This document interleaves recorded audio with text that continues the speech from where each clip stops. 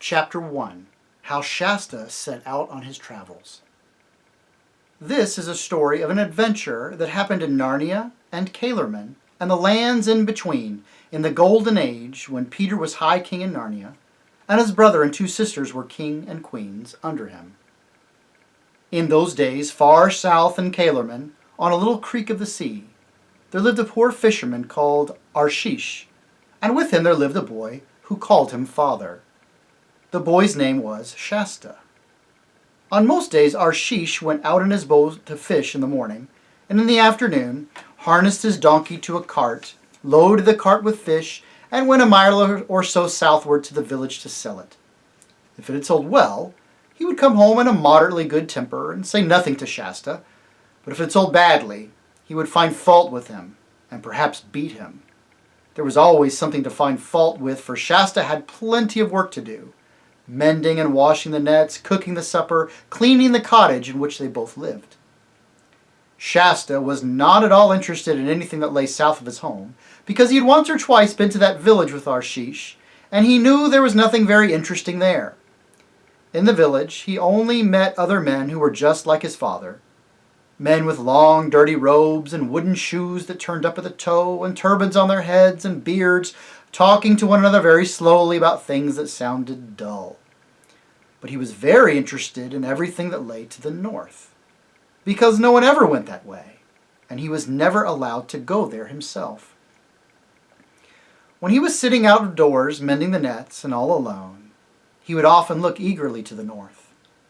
One could see nothing but a grassy slope running up to a level ridge, and beyond that the sky with perhaps a few birds in it. Sometimes, if Arshish was there, Shasta would say, "Oh, my father, what is there beyond the hill?" And if the fisherman was in a bad temper, he would box Shasta's ears and tell him to attend to his work. Or if he was in a peaceable mood, he would say, "Oh, my son, do not allow your mind to be distracted by idle questions, for one of the poets has said, 'Application to business is the root of prosperity, but those who ask questions that do not concern them are steering the ship of folly towards the rock of indigence.'" Shasta thought that beyond the hill there must be some delightful secret which his father wished to hide from him. In reality, however, the fisherman talked like this because he didn't know what lay to the north. Neither did he care. He had a very practical mind. One day there came from the south a stranger who was unlike any man that Shasta had seen before. He rode upon a strong, dappled horse with flowing mane, and tail and stirrups and bridle were inlaid with silver. The spike of a helmet projected from the middle of his silken turban, and he wore a shirt of chain mail.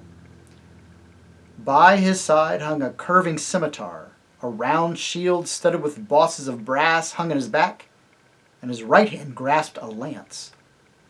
His face was dark, but this did not surprise Shasta, because all the people in Caerleon are like that. What did surprise him was the man's beard, which was dyed crimson and curled and gleaming with scented oil.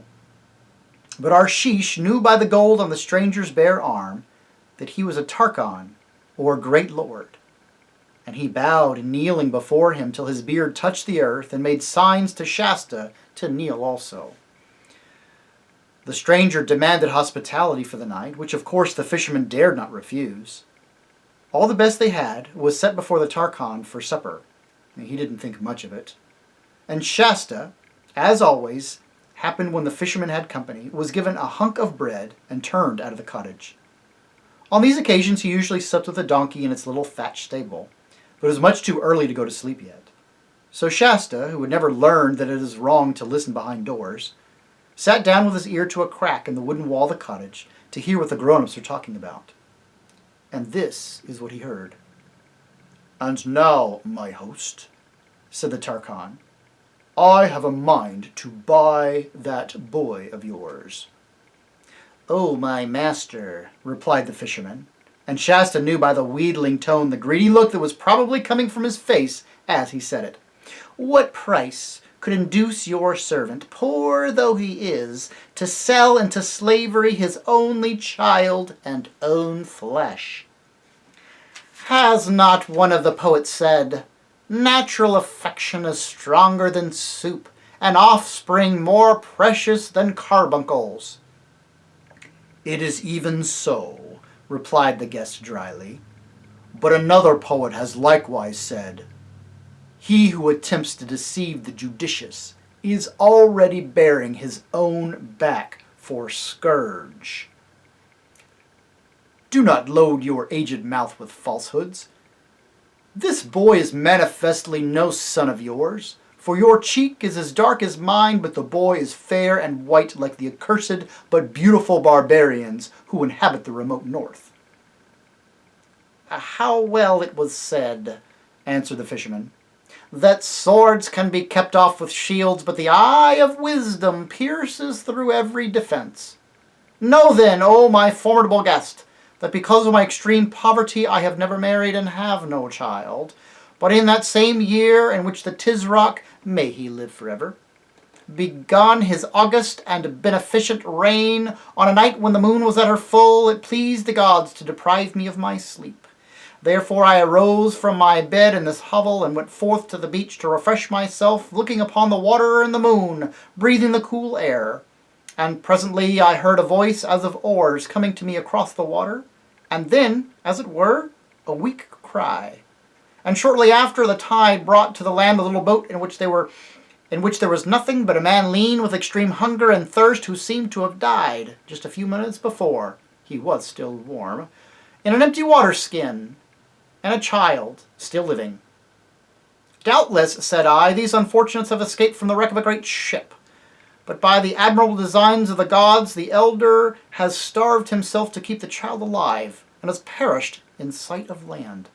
Accordingly, remembering how the gods never fail to reward those who befriend the destitute, and having been moved by compassion, for your servant is a man of very tender heart."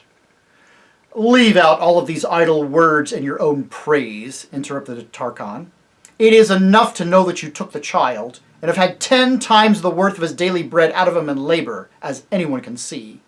And now, tell me at once what price you put on him, for I am wearied with your loquacity." "You yourself have wisely said," answered Arshish, "that the boy's labor has been to me of inestimable value. This must be taken into account in fixing the price. For if I sell the boy, I must undoubtedly either buy or hire another to do his work." "I will give you 15 crescents for him," said the Tarkhan. 15! cried Arshish in a voice that was something between a whine and a scream. 15! For the prop of my old age and the delight of my eyes, do not mock my grey beard, Tarkhan though you are. My price is 70. At this point, Shasta got up, tiptoed away. He had heard all he wanted. For he'd often listened when men were bargaining in the village, and he knew how it was done. He was quite certain that Arshish would sell him in the end for something much more than 15 crescents and much less than 70, but that he and the Tarkhan would take hours in getting to an agreement. You must not imagine that Shasta felt at all as you or I would as if we had just overheard our parents talking about selling us for slaves. For one thing, his life was already little better than slavery. For all he knew, the lordly stranger on the great horse might be kinder to him than Arshish. For another, the story about his own discovery in the boat had filled him with an excitement and a sense of relief. He had often been uneasy because, try as he might, he was never able to love the fisherman, and he knew that a boy ought to love his father. And now apparently he was no relation to Arshish at all. That took a great weight off his mind. Why, I might be anyone, he thought. I might be the son of a Tarkhan myself. Or the son of the Tisroc, may he live forever. Or of a god. He was standing out at a grassy place before the cottage while he thought these things. Twilight was coming on apace, and a star or two was already out. But the remains of the sunset could still be seen in the west. Not far away, the stranger's horse, loosely tied to an iron ring in the wall of the donkey stable, was grazing. Shasta strolled over to it and patted its neck. It went on tearing up the grass and took no notice of him. Then another thought came into Shasta's mind. I wonder what sort of man that Tarkhan is, he said out loud. It would be splendid if he were kind. Some of the slaves in a great lord's house have next to nothing to do. They wear lovely clothes and eat meat every day. Perhaps he'd take me to the wars, and I'd save his life in a battle, and then he'd set me free and adopt me as his son and give me a place in a palace and a chariot and a suit of armor. But then again, he might be a horrid and cruel man. He might send me to work on the fields in chains. I wish I knew. How can I know? I bet this horse knows, if only he could tell me. The horse had lifted its head. Shasta stroked its smooth as satin nose and said, "I wish you could talk, old fellow." And then for a second he thought he was dreaming. For quite distinctly, though in a low voice, the horse said, "But I can." Shasta stared into its great eyes, and his own grew almost as big with astonishment. "However did you learn to talk?" he asked.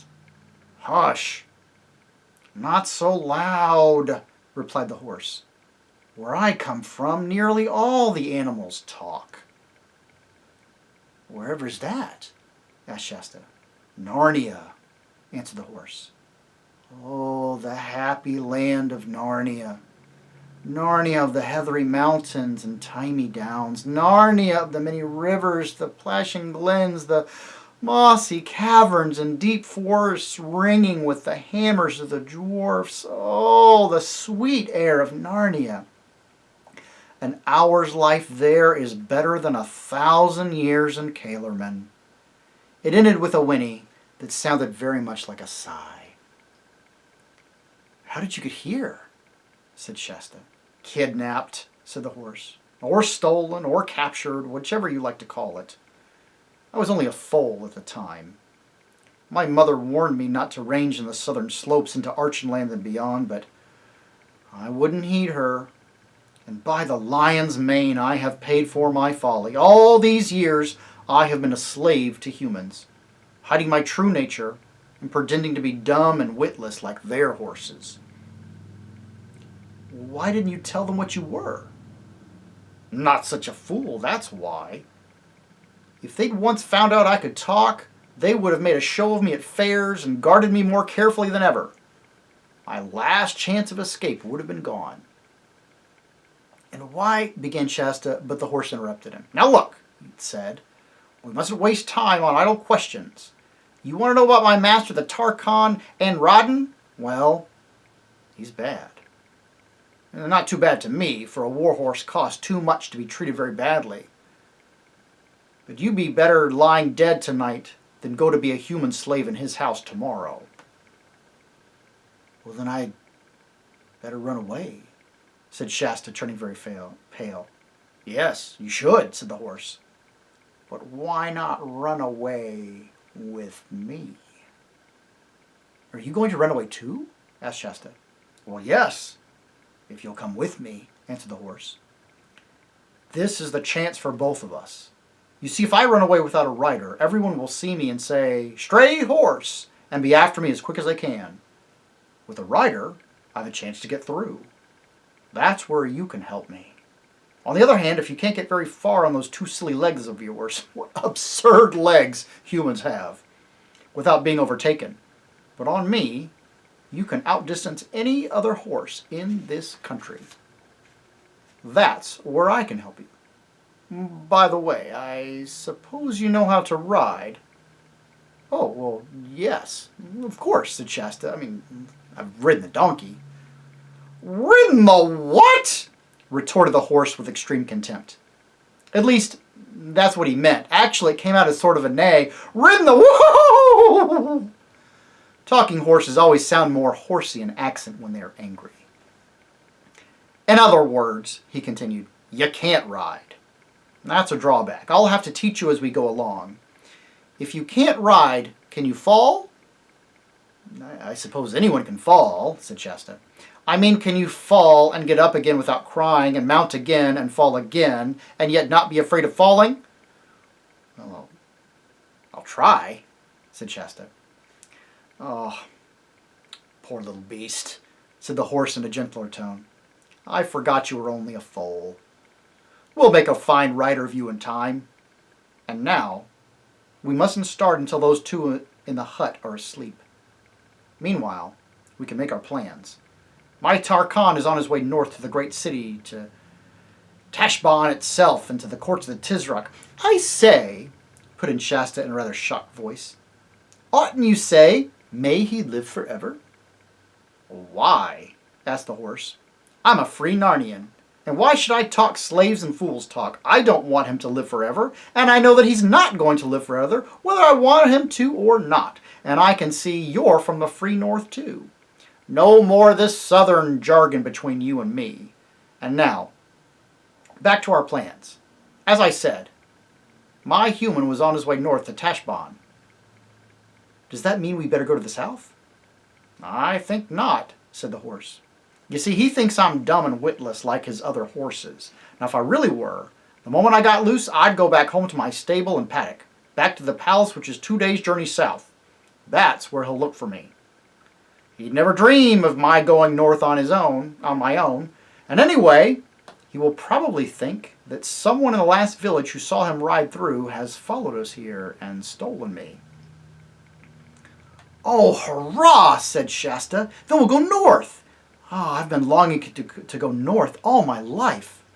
Of course you have, said the horse. That's because of the blood that's in you. I'm sure you're true Narnian stock. But not too loud. I should think they'd be asleep soon now. I'd better creep back and see, said Shasta. Well, that's a good idea, said the horse. But take care you're not caught. It was a good deal darker now, and very silent except for the sound of waves on the beach, which Shasta hardly noticed because he'd been hearing it day and night as long as he could remember. The cottage, as he approached it, showed no light. When he listened in the front, there was no noise. When he went round to the only window, he could hear, after a second or two, the familiar noise of the old fisherman's squeaky snore. It was funny to think that, if it all went well, he would never hear it again. Holding his breath and feeling a little sorry, but much less sorry than he was glad, Shasta glided over the grass and went to the donkey's stable, groped along to a place he knew where the key was hidden, opened the door, found the horse's saddle and bridle which had been locked up there for the night. He bent forward and kissed the donkey's nose. I'm sorry we can't take you, he said. There you are at last, said the horse when he got back. I was beginning to wonder what came of you. I was getting your things out of the stable, replied Shasta. And now, can you tell me how to put them on? For the next few minutes, Shasta was at work, very cautiously to avoid any jingling, while the horse said things like, get that girth a bit tighter, and you'll find a buckle lower down, or you'll need to shorten those stirrups a good bit. When all was finished, it said, now, we've got to have reins for the look of the thing, but you won't be using them. Tie them to the saddle bow, very slack, so I can do what I like with my head. And remember, you are not to touch them. What are they for, then? Asked Shasta. Ordinarily, they are for directing me, replied the horse. But as I intend to do all the directing on this journey, you'll please keep your hands to yourself. There's another thing. I am not going to have you grabbing my mane. But I say, pleaded Shasta, if I'm not to hold on to the reins or by your mane, what am I to hold on to? You hold on with your knees, said the horse. That's the secret of good riding. Grip my body between your knees as hard as you like. Sit straight up, straight as a poker. Keep your elbows in. And by the way, what'd you do with those spurs? Put them on my heels, of course, said Shasta. I do know that much. Well, then you can take them off and put them in the saddlebag. We may be able to sell them when we get to Tashbaan. Ready? And now I think you can get up. Oh, you are a dreadful height, gasped Shasta after his first and unsuccessful attempt. I'm a horse, that's all, said the reply. Anyone would think I was a haystack from the way you're trying to climb up me. There, that's better. Now sit up. And remember what I told you about your knees. Funny to think of me who has led cavalry charges and won races having a potato sack like you in the saddle. However, off we go. It chuckled, not unkindly. And it certainly began their journey with great caution. First of all, it went just south of the fisherman's cottage to a little river which ran into the sea, and took care to leave in the mud some very plain hoof marks pointing south. As soon as they were in the middle of the ford, it turned upstream and waited till they were about 100 yards further inland than the cottage. Then it selected a nice gravelly bit of bank where it would take no footprints, and came out on the northern side. Then, still at a walking pace, it went northward to the cottage, the one tree, the donkey stable, and the creek. Everything, in fact, that Shasta had ever known had sunk out of sight into the gray summer night darkness. They'd been going uphill, and now were at the top of the ridge which had always been the boundary of Shasta's known world. He could not see what was ahead, but that it was all open and grassy. It looked endless, wild, lonely, free. "I say," observed the horse, "what a place for a gallop, eh?" "Oh, let's," said Shasta. "Not yet. I don't know how to—" "Please, horse, I don't know your name." "Bree henny brinny hooey ha," said the horse. I'll never be able to say that," said Shasta. "Can I call you Bree?" "Well, if that's the best you can do, I suppose you must," said the horse. "And what shall I call you?" "I'm called Shasta." Said Bree. "Well now, there's a name that's really hard to pronounce. But now, about this gallop. It's a good deal easier than trotting if you only knew, because you don't have to rise and fall. Grip with your knees. Keep your eyes straight ahead between my ears. Don't look at the ground. If you think you're going to fall, just grip harder and sit up straighter. Ready? Now, for Narnia and the North!" And that's the end of Chapter 1. So a brand new adventure. This time, back in some familiar times, the times of High King Peter, King Edmund, Queen Susan, Queen Lucy. So we're back kind of in the time of the first book, but in that long stretch where after they become kings and queens of Narnia, but before they leave to come back to our world.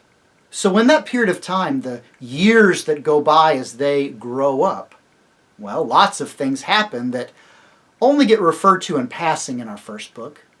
But this one, The Horse and His Boy, is actually an adventure set in those very times. And set in a place we've never been to before. A completely different country, far to the south of the Narnia we have come to know, is the country of Calormen. And as we go through this adventure, we will learn more about Shasta, the Narnian horse Bree, also a little more about this new strange country, its relationship to Narnia and the North, and what, oh what, might happen next.